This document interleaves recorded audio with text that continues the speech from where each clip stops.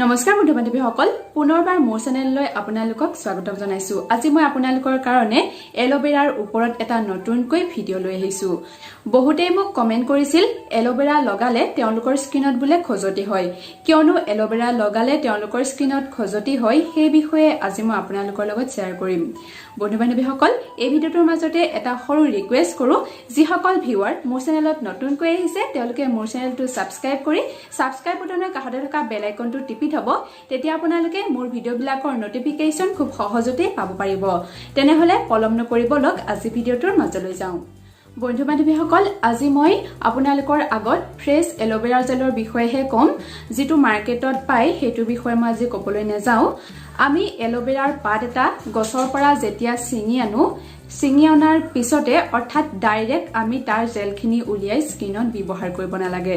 যদি আমি গছৰ পৰা এল'ভেৰা পাতটো ডাইৰেক্ট ছিঙি আনি যদি স্কিনত লগাই দিওঁ তেতিয়া আমাৰ স্কিনত খজতি হ'বই।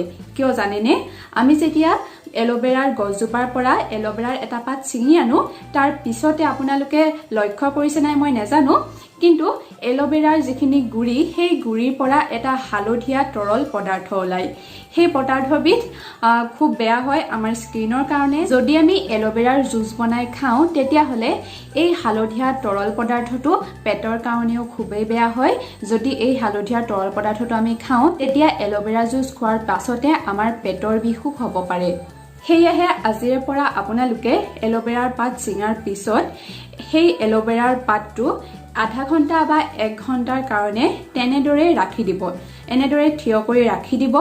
তাৰ পিছতহে আপোনালোকে স্কিনত লগাব নাইবা আপোনালোকে জুচ বনাই খাব।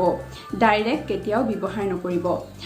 যেতিয়া আপোনালোকে 1 ঘণ্টা বা আধা ঘণ্টাৰ কাৰণে এনেদৰে এল'ভেৰা পাতটো ৰাখি থব তেতিয়া এল'ভেৰা পাতটো কটাৰ পিছত যিখিনি তৰল পদাৰ্থ ওলাই সেই তৰল পদাৰ্থখিনি ওলাই শেষ হৈ যাব।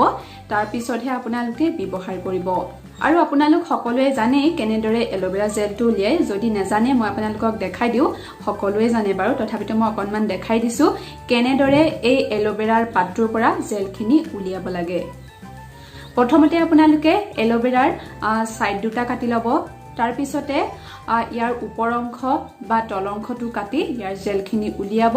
এই জেলখিনি উলিওৱাৰ পিছত আপোনালোকে স্কিনত ব্যৱহাৰ কৰিব নাইবা আপোনালোকে জুচ বনাই খাব। আপোনালোকে এল'ভেৰা জুচ বনোৱাৰ সময়ত নাইবা এল'ভেৰা স্কিনত লগোৱাৰ আগত এই সাধাৰণ কথাটো মনত ৰাখিলে আপোনালোকৰ স্কিনত লগালে খজতি নহয় নাইবা আপোনালোকে এল'ভেৰাৰ জুচ বনাই খালে আপোনালোকৰ পেটৰ বিষ নহয়। আশা কৰোঁ আপোনালোকৰ কাৰণে এই সৰু ভিডিঅ'টো সহায়ক হ'ব। যদি সহায়ক হয় এটা লাইক নিশ্চয় কৰিব আৰু এই ইনফৰমেশ্যনখিনি আপোনালোকৰ বন্ধু আৰু বান্ধৱীসকলক দিবৰ কাৰণে মোৰ ভিডিঅ'টো আপোনালোকৰ বন্ধু আৰু বান্ধৱীসকলৰ লগত শ্বেয়াৰ কৰিবলৈ নাপাহৰিব। আজি ভিডিঅ'টোত আছিল ইমানেই। মই পুনৰ আপোনালোকৰ কাৰণে এনেকুৱা সহায়ক ভিডিঅ' লৈ আহিম। তেতিয়ালৈ ধন্যবাদ।